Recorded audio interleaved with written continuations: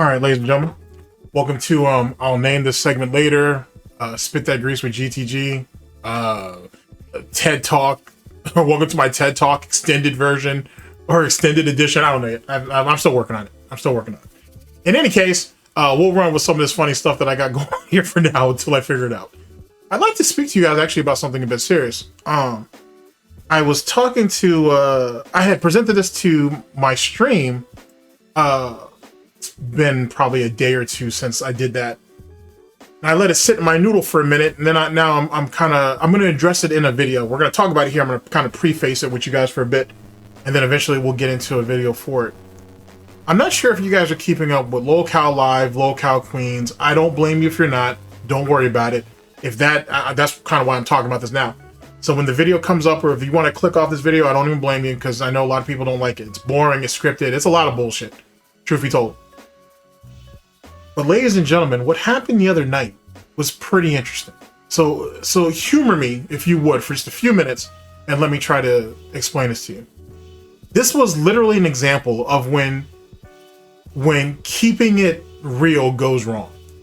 Quite literally. How does the story start? Okay, the story starts with Becky on LOLCOW Queens. She's going through one of the many humiliation fucking situations they have over there. I honestly think when they have Becky do some of that stuff over there, I honestly think it's for people who are into BBWs.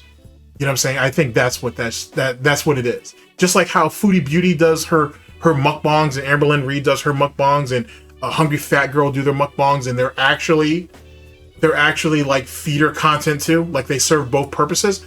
I think that's the same thing with Becky. I think Becky is being used as BBWs, big beautiful women type shit, over there. And I think it's a thing. I honestly do. I know it hasn't been brought up by anybody yet, but that's what I've been thinking about recently. Because she's mildly attractive for a big girl, so she could kind of pull it off. That's what I'm thinking, and whatnot. And there are people that are into that shit. Anywho, I think that's what the situation is. But anyway, they had her in a humiliation situation over there. One of the many humiliation rituals, she owed some type of situation, so they had her doing jumping jacks. And as this was going on, the audience is into it. They're throwing money, this, that, and the third. And then she starts flirting with Mike. Mike is Kid Behind the Camera. And which she does that with a lot of the guys on LOLCOW Live too. So this isn't anything new. Next thing you know, Kid Behind the Glass's wife, and the mother of his children come in, and they kind of have like a cat fight between each other and whatever. And I think it was initially, this was scripted. I honestly think this was scripted. And the thing is Kid Behind the Camera's wife was starting to get under Becky's skin. Like really starting to get under Becky's skin a bit. It was getting her irritated.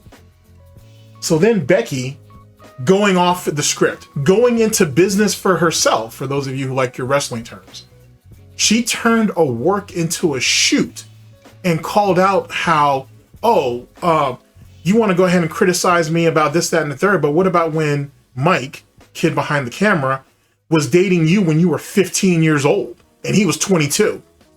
And then I think initially everybody was supposed to just laugh it up, a little bit more back and forth, and then it was supposed to be just an off-putted subject. It was like a throwaway type spew on Becky's part because she was getting piled on.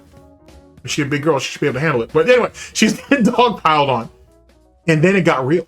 Because then people were like, wait, what? And then people went back and started looking.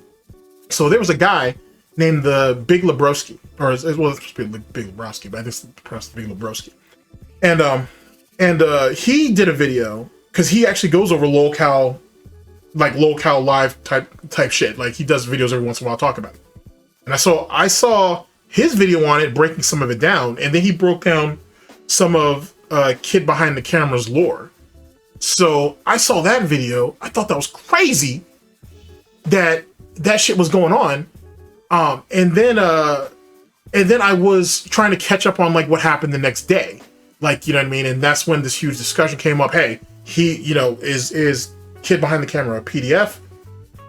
He definitely needs to get removed from LOLCOW, from LOLCOW Queens. That's where he's primarily at. They need to get him up and out of there. Keem needs to get him up and off the brand. Keemstar and Boogie and Wings are now going through shit. Becky's now going through shit because she made a gamble. She went into business for herself, and shit ain't panning out. Turns into an entire mess. So anyway, Lebowski or Lebrowski makes this video, and he basically charts everything that happens over the span of these few days. And Keem was wanting to avoid it until they eventually had to address it. And he's like, well, that was 17 years ago. They got married. They have kids. They did right. He did right by her. Mike did. Mike did right by her. So the stat. How did he word it? The statute of limitations as it pertains to canceling Mike is over with. What's done is done now. It's too late. You can't cancel him. No one was saying that, or no one that I heard was saying that Mike should go to jail or whatever. That was statutory rape. That was pedophilic. That is what that is. You're not getting past that. That's what that was. And that's what that is. What people were saying was, hey, Keem, how are you going to let this guy be part of your business?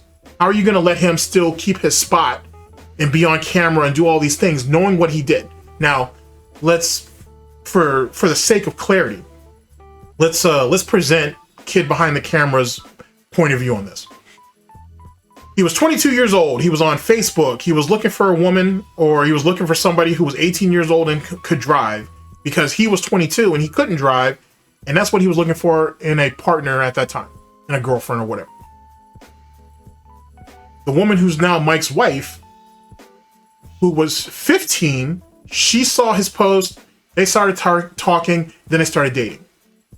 Not even a week after their first date, keep in mind, she's 15, he's 22. She decided to give him a blowjob and whatnot. So they were already sexually active, like after literally like the first week. 15, 22. Now, Mike's defense is, oh, she told me she was 18. That's what it said on her profile. It was 2 years later, after they met and started dating, when she was 15, by the way, is when he found out that she was actually 17. He's 24 now. Mike's excuse is, oh, she lied to me about her age. I didn't know. Okay. If you want me to go with that route, then you should have left then. When Mike showed up to her birthday party and saw 17 candles or a giant 17 on it, or happy 17th birthday, he should have exited stage right. That's when he should have picked up and left. Instead, you stayed. Instead, you chose to engage it.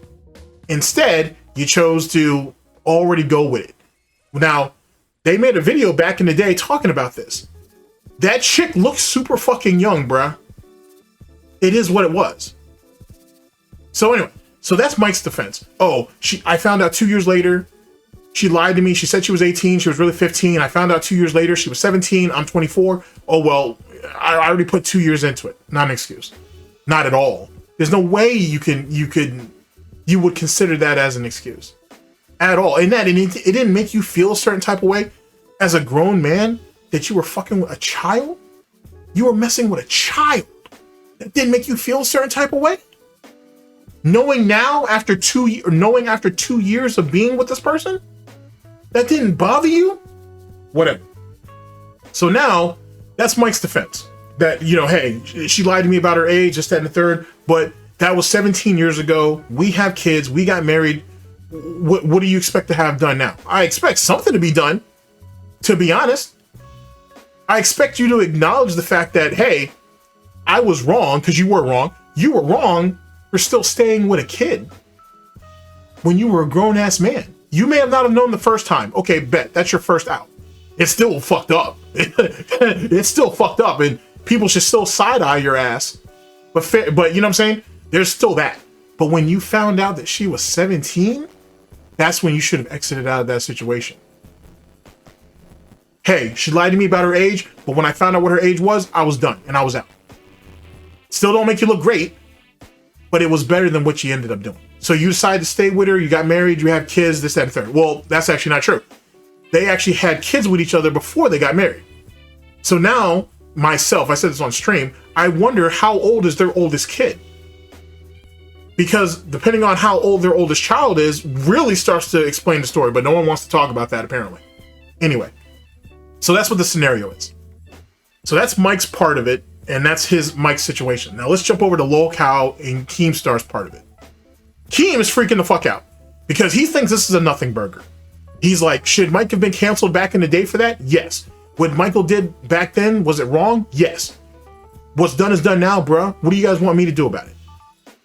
Boogie is like, well, you know, I like Mike. I think Mike's a good guy. I don't know if, you know, it's just a bad situation, man. Wings is, this shit fucking hurts my gut to say this. My gut. It hurts my gut to say this. But Wings was the only real voice of reasoning saying, how did he not know that chick was young? How did you not know that chick wasn't in high school? How did you not know this and that? Like, Wings was really questioning him on it. Now, Wings probably should, given Wings'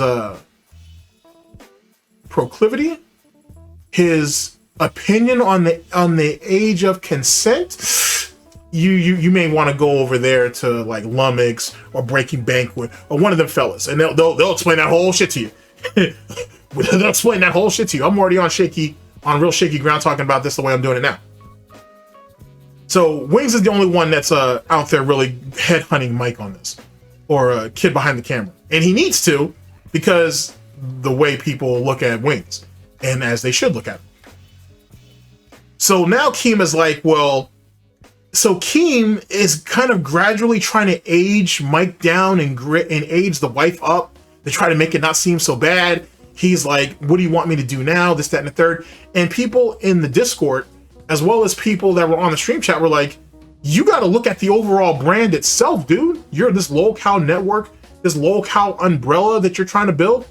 You can't have someone like this associated with it. Whether it happened 15 years ago, 17 years ago, whatever the fuck, you can't have that out there. So I'm on stream and I'm presenting this actual video and I'm talking and I'm, you know, reacting to it.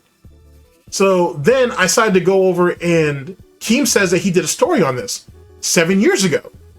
Him and Scares. They did a story talking about this situation with Mike and his wife and whatnot, and her being underage. This was the way Keem made it sound like this was well-known information. Now, I ended up going to Keem's channel, Drama Alert, to try to find these things. I found 3 videos that go over different drama that they did have.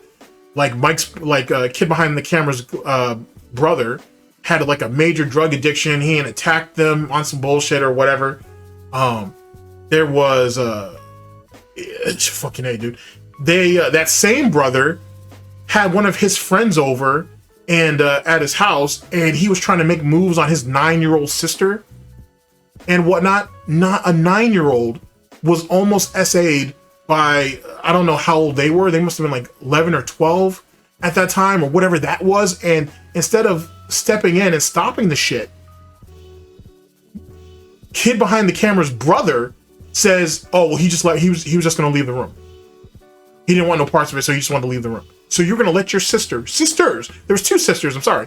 You're going to let your 2 sisters get held down by one of your boys who, as in this guy's own words, was horny and wanted some from literal children. So we found that shit in one of those videos. And then we found some other family drama where Tina had called them one of them pedos, a pedo, and all kinds of extra shit. The point is, the video that I was looking for that Keem addressed Mike in the thing with his wife, I couldn't find.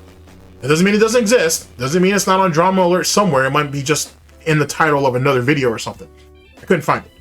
Went to Scares' channel, haven't found it, didn't find it over there either. I'm still looking for it. So the next time I go on stream, I can present it. But I haven't found it yet.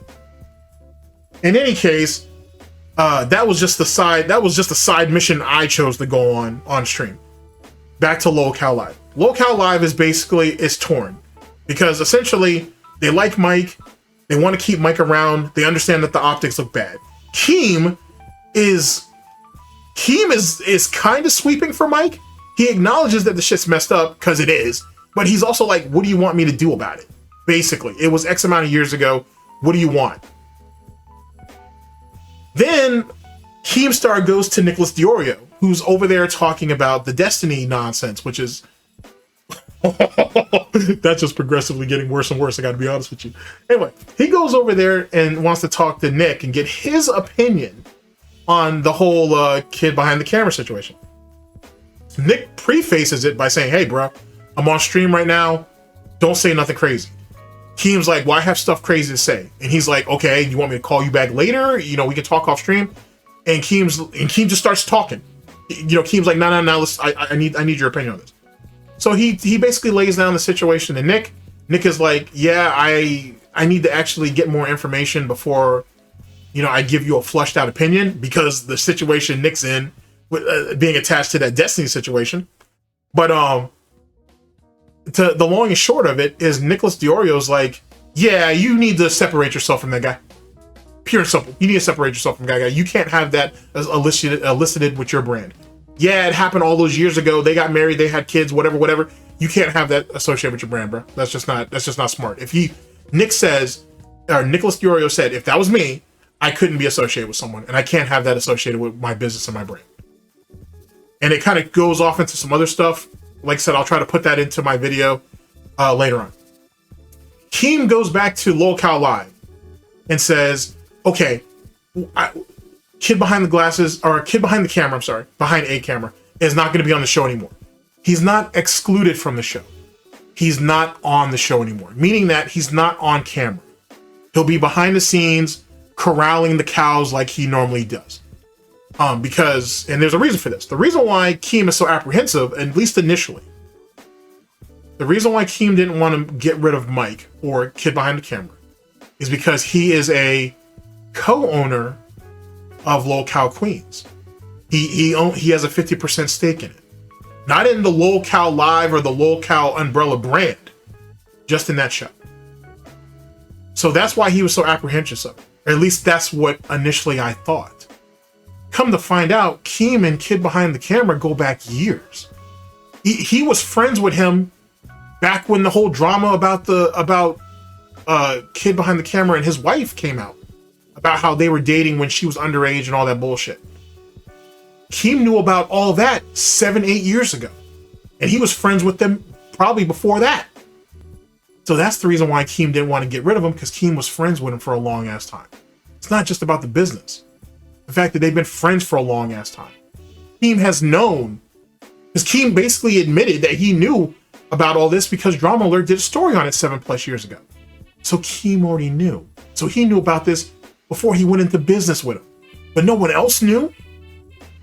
So that's where the problems come into play with that. So supposedly Mike was going to get kicked off. He's not going to be on the front face of the show anymore. He'll just be behind the scenes until they figure out what's what. Supposedly, well, not supposedly, Boogie, Wings, and some of the people on LOLCOW Queens said that they were going to protest it. They wanted to keep Mike. Becky, who's the one who started all this shit, is crying and saying that, you know, that Mike or Kid Behind the Camera is her rock. He keeps the show together. He makes the show what it is, even though she was supposedly going to be quitting the show anyway. Semantics.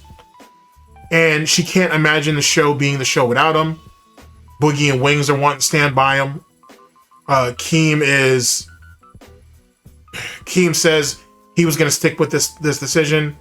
Now word has it, at the current time that I'm recording this, that Mike is more than likely going to be brought back on the show. He's, like I said, he's still working on the show. He's just doing it behind the scenes.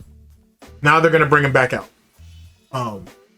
Even though people in the Discord, people that are members, and people on the Reddit are very much against this shit. And that's where we're at with that. It's an entire effing fucking mess. Effing fucking mess. It is problematic as shit. I don't know if there is any type of legal precedence as it pertains to statutory rape. I have no clue, given the state that they live in or whatever. I don't know what those jurisdictions are. But now, right now, if no legal ramifications can be held against the dude, the main thing that should be held against him is, hey, Keem, you can't be in business with someone like this, bruh. You can't be in business with something like this. That's not going to pan. Whether he did right by that girl and whatever is whatever. She was underage. He groomed her. Yada, yada, yada, yada. Just because he pumped some kids into her and he married her don't make it right. The fact that she lied to him, and I'm not trying to take any culpability away from him, even though he's the adult in that situation. She was the child. even though she lied about her age, and he chose to ignore a bunch of things and let a bunch of things slide. When he found out that she was 17 and you were 24, you should have walked away. You should have walked away. Your whole relationship was built on a fraudulent bullshit anyway. And even more important than that, she was a child. End of story. As the adult, you should have stepped in and been a man on that. Chose not to. You were already compromised, then you became complacent, and then there it goes after that. Then you became, compromised, complacent, then you just essentially became corrupted. If you weren't corrupted already. What's done is done now. But Keem, someone who, as he says himself recently, just over the last couple of days, I've called out people like this before. You're not calling him out. And you knew about this 7 or 8 years ago when allegedly Drama Alert reported on the story. So then you decided to go into business with him, bruh? So now it makes you look at LOLCOW Live in a completely different light, right? It was bad enough that people were already disinterested in the show because it felt scripted. Now it's like Keem is on that Mr. Beast shit. And who knows what kind of fucking crazy ass weirdos they got behind the scenes doing shit. You have no clue now. So now we have a show that was already heavily scripted. Now you have all these weirdos in the front. Now you got all these weirdos in the back. And everybody's like, oh, well, do you look at Mike or as Kid Behind the Camera? Do you look at him as a pedo? Do you look at him as dangerous for against kids? Do you look at this dude as a danger to kids? Yada, yada, yada. And it's like, wait a second. Before this dropped, didn't Mike say on a LOLCOW, it was either on a LOLCOW Live or a LOLCOW Queens, or was one of those other shows that they had? Didn't you say that Keem said he would trust you with babysitting his daughter or looking after his daughter, and you said you were proud of that? Like that meant something to you? Now, a couple of days later, it comes out that you were sitting there fucking a 15-year-old when you were 22? Now it brings a whole lot more context to that, bro. Like, it's so fucking messy. It's so messy. And here's the thing. It's not just messy for Keem. It's not just messy for Kid Behind the Camera. It's messy for all those cats because essentially, it looks like most of the people that's associated with LOLCOW Live, meaning Boogie, Wings, and some of the other talent on the show, it looks like they all condone it. I mean, hell, Tina said, oh, in the South, that's just something that kind of happens occasionally. That don't make it right. That don't make it right. So it's so messy. It's so fucking messy. And now, ironically enough, this LOLCOW Live, this LOLCOW umbrella, this LOLCOW network thing might very well be one of the linchpins that helps bring down Keem. This whole redemption arc he had for LOLCOWs or whatever it was he was trying to do, those very LOLCOWs may be the very thing that brings him down. That shit is amazing when you think about it in hindsight. Like, you know what I'm saying? Like when you really start to think about it, it could very well bring him down. You know what I mean? It could very well bring him down. Look at what is Mr. Beast out of business and everything like that after that whole situation he's dealing with and all the other things that are coming out? No. His brand ain't clean though. And he's always, built his brand up on shit being clean and safe. Even those Lunchables that he has with KSI and what's it called? Logan Paul, and the mold and all that stuff and all the weird stuff they're finding out with that shit. It hurts the brand. It theoretically hurts them a little bit. And that's why you don't hear so much talk about this shit. Even though the WWE has a prime, has like a prime booth or some type of, what they call it, not an outlet, dispensary where you can get prime or whatever. But the prime wasn't the prime drink, despite all the things with that, isn't the actual issue. It was the actual those knockoff Lunchables they were doing. For those of you who know, that was the real problem. So there's that. So this doesn't help Keem at all. So now, and Keem is probably already heavily invested in this shit. He can't back off. He can't back down now. He's got to kind of ride this shit out. every time that dude's face, kid behind the camera, comes up there, PDF file is going to be thrown at him. And he's got to eat it. As he should. He's got to eat it. And Keem's going to have to eat it. See, it's going to hurt Keem. It's going to hurt his ego. It's going to hurt his bottom line. Because what happens if there is a real revolt by the viewers and they stop giving money? What happens when memberships start dropping? What happens if the Reddit, which is not really as active as people make it seem like because everybody's corralled in the Discord. What happens if the Reddit revolts? Some of those people that are in that Reddit are in that Discord. What happens if the Discord revolts? Like, they didn't think this out. They did not think this out at all. So yet again, if that situation with Becky was a work and it turns into a shoot, Becky has effectively killed off the LOLCOW. She may have been the first. She was the Helen of LOLCOW Troy. She's gonna be the one to bring fucking LOLCOW Troy down. If you think about it, she very well could be that first brick to help bring that shit down. And now let's get even crazier with it, because as you guys know, what's his name? Review Tech USA and Jay have a show over there, Tech Talk, and that shit's incredibly hit or fucking miss. To be honest with you, it looks like the same show that they were already. It looks like the same stream that they were already doing,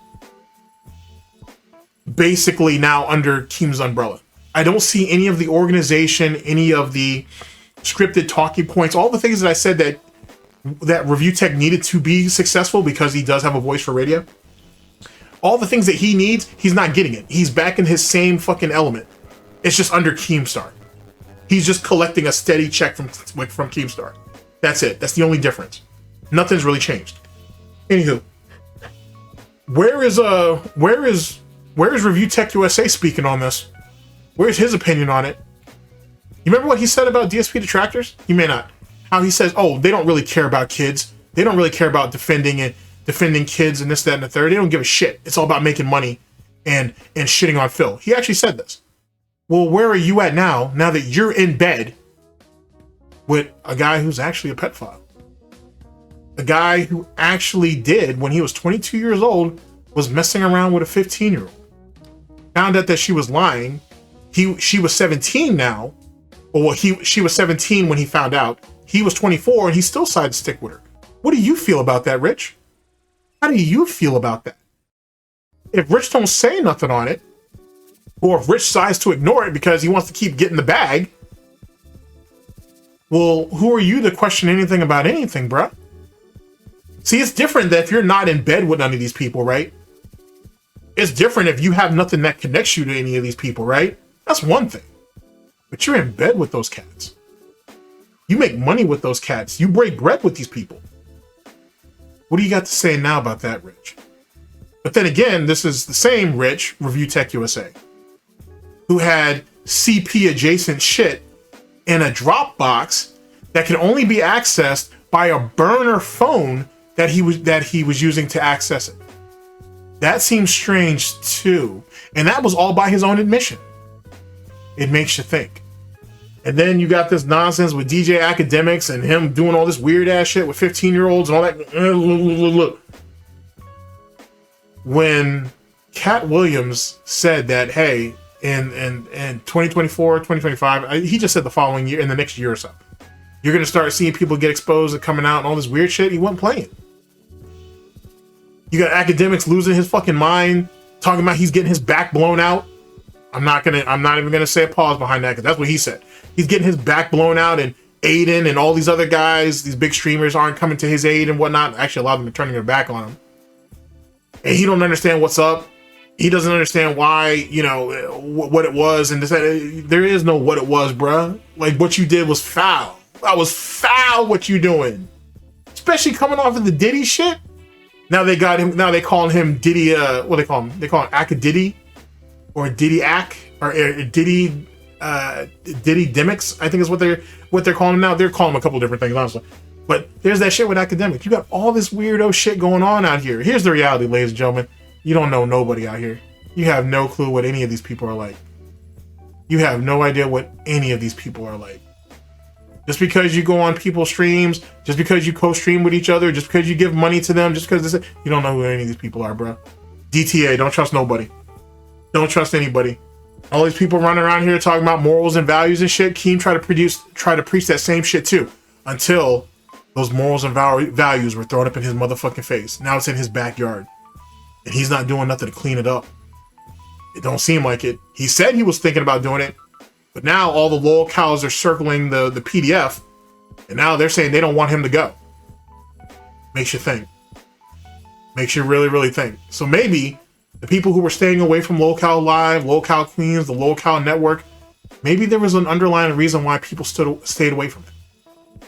And the fact that Keemstar had to go to Nicholas Deorio, someone who he has wanted to take down in the past, and probably still does secretly, but someone that he wanted to take down, who he said was killing the commentator community, who fucked up the commentator community. Now that you are going to, now you had to go to Nicholas Deorio for advice, and even he told you, you gotta break ties with him, man, for the sake of the brand. Keep in mind, Nicholas Deorio is someone very much about his optics. He's very pragmatic in that way. So if he's telling you, yo, you need to break ties with it, you can't have that. It doesn't matter if it was 15 years ago, 17 years ago, what, you got to break ties with that. Whether anything legal can happen to Kid Behind the Camera, not more than likely, no. You know what I'm saying? Because the victim, the child in this, she ain't married him and had kids. She don't want to leave him. She don't have no plans to leave him. She knew what she was doing going into this. He was still the adult in that situation, though.